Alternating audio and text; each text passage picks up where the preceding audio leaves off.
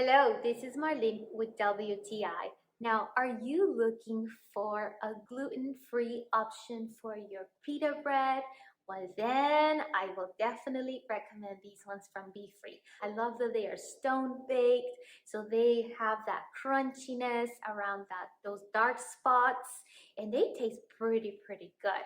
So the way that I love to use these is that I actually cut them in half, and I actually warm them on a pan, or I can actually just go ahead and put it on a toaster.